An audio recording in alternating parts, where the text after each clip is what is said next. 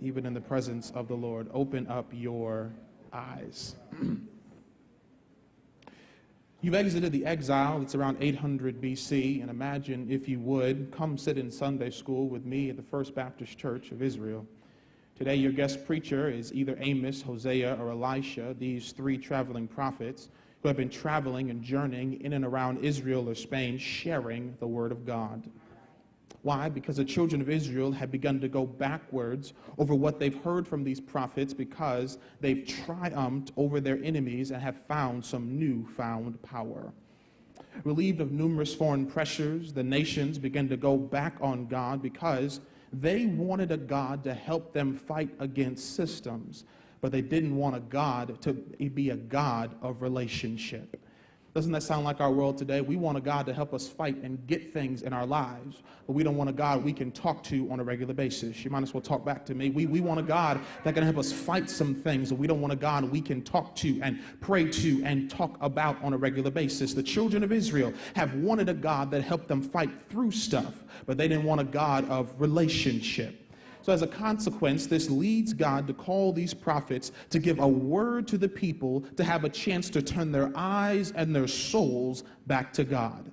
So imagine, once again, we're back in Sunday school. We're chilling in Sunday school, and the Sunday school teacher decides, today let's tell the story of Jonah.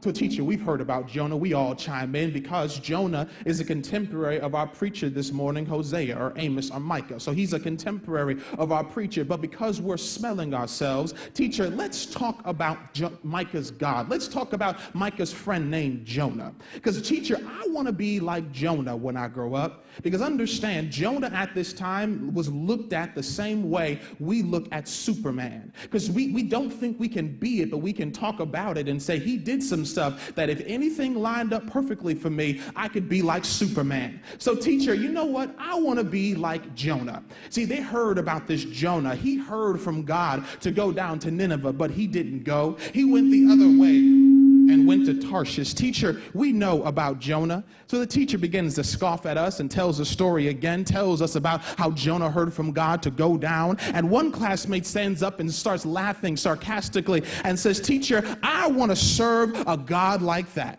Because mind you, all they're doing is making fun of God.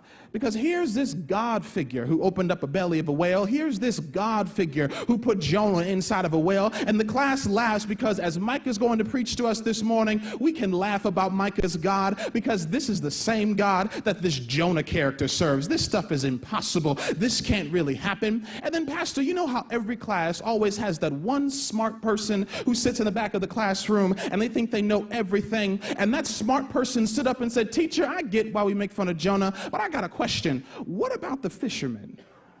We all get quiet and still because, teacher, what about these fishermen? The fishermen had wives and children. The fishermen had jobs. The fishermen had positions of power. The fishermen had affluent positions they worked in. Teacher, I get what happened to Jonah, but what about these fishermen? They almost lost their lives. They almost died. What type of God does that to these fishermen?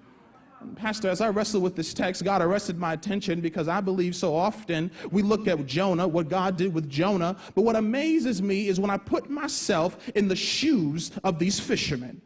I had to ask God a question. God, why didn't you stop Jonah on the way to Joppa? God, why didn't you stop Jonah when he got on the boat? Why did you let the ship undock? Why did you let them get halfway there? And God proves it in the text to me today, because even when those who we think are connected to God don't commune with God, God says, I'm not going to waste time to get you back. Because God will use every moment in your life and even someone's weak faith to show you how powerful God really is. And y'all can sit here, look at me if you want to, but I believe a lot of us are just like these fishermen more than we are like Jonah, because Jonah explicitly heard the voice of God. Jonah willingly went against God. Jonah didn't listen to God. But Pastor, I think a lot of us are just like these fishermen, because Pastor, these fishermen knew about a God.